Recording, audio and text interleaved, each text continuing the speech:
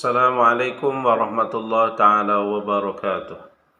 Bismillah, alhamdulillah, wassalatu wassalamu ala rasulillah wa ala alihi wa sahbihi wa mawala. Allahumma hdini wa saddidni, Allahumma hdini wa saddidni, Allahumma hdini wa saddidni, amma ba'd. Alhamdulillah, mudah-mudahan Allah subhanahu wa ta'ala sentiasa memberikan petunjuk kepada kita dan juga meluruskan lidah kita agar tetap berkata-kata dengan perkataan yang benar. Saudaraku sekalian, bersama lagi kita di dalam inspirasi Ramadan yang ke-28. Alhamdulillah, sejauh ini kita telah melaksanakan segala amal kita dengan sangat memberangsangkan. Dan mudah-mudahan segala apa yang kita lakukan dan kita laksanakan diberikan redha oleh Allah Subhanahu wa taala, diberikan kebaikan oleh Allah Subhanahu wa taala. Segala apa yang kita laksanakan di sepanjang bulan Ramadan ini benar-benar memacu diri kita menjadi hamba Allah yang bertakwa di sisinya. Saudaraku sekalian, di hari yang ke-28 ini sudah tentulah kita perlu melihat lagi dan lagi, kerana di saat akhir ini mungkin ada lagi beberapa perkara yang boleh kita perbetulkan untuk kita mencapai natijah ataupun objektif kenapa kita diperintahkan untuk menjalani ibadah ini yang sesungguhnya. Saudaraku sekalian, kita harus kembali dan juga merenung apa sebenarnya tugas dan apa sebenarnya target daripada amal yang kita laksanakan sebulan ini. Saudaraku sekalian, mudah-mudahan kita semua tidak terpesong dari segi niatnya, dari segi cara beramalnya, dan mudah-mudahan kita mendapat manfaat daripada segala amal yang kita lakukan, insyaallah. Saudaraku sekalian, tidak lain dan tidak bukan, secara garis besarnya segala amal yang kita lakukan ini adalah untuk kita ta'abbud kepada Allah Subhanahu wa taala. Pengabdian kita yang sesungguhnya kepada Allah Subhanahu wa taala. Kita diperintahkan oleh Allah Subhanahu wa taala untuk menahan diri daripada makan dan minum di siang hari.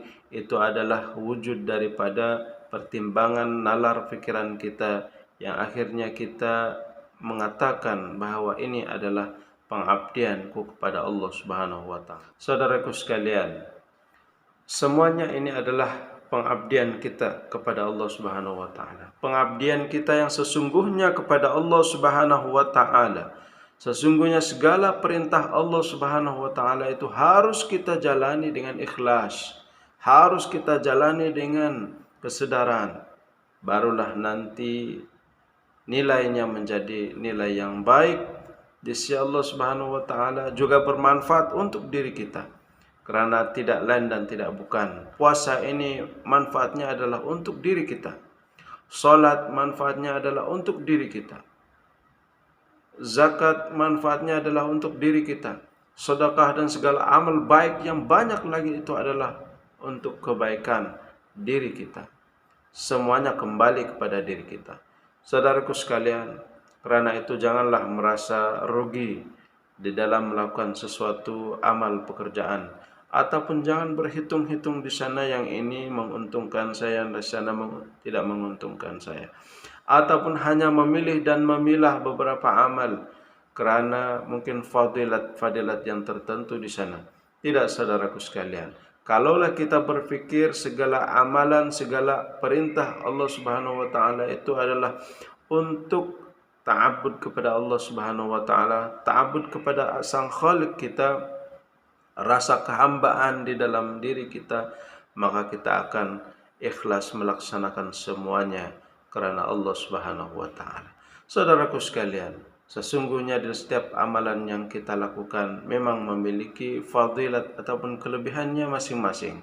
Tetapi yang paling penting adalah kita merangkai kesemuanya di dalam satu wadah amal supaya kita tetap mendapatkan manfaatnya secara keseluruhan.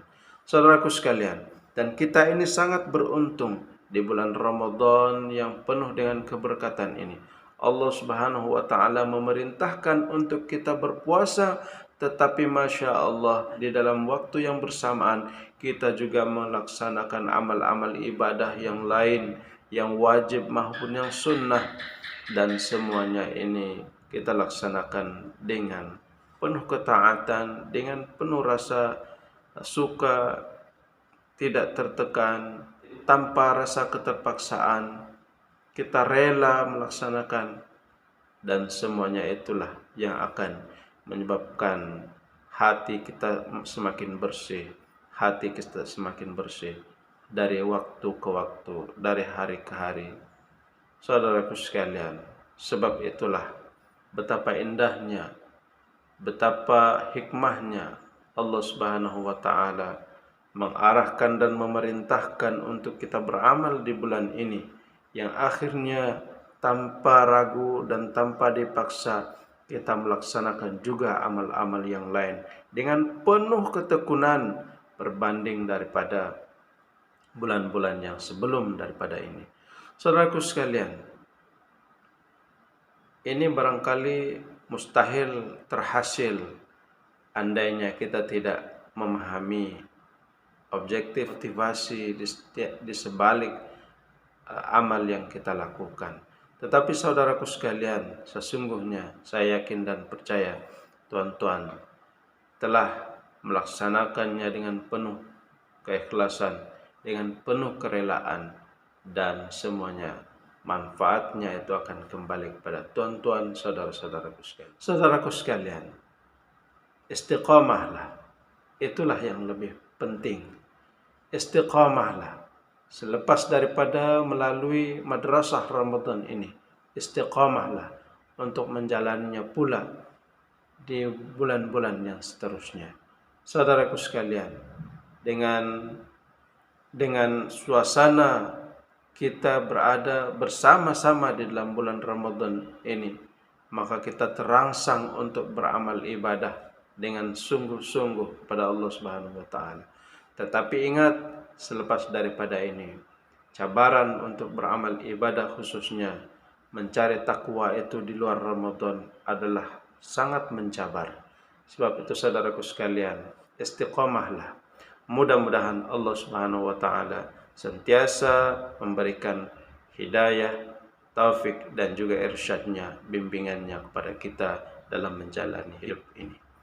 Saudaraku sekalian, mudah-mudahan inspirasi ini bermanfaat untuk kita. Assalamualaikum warahmatullahi taala wabarakatuh.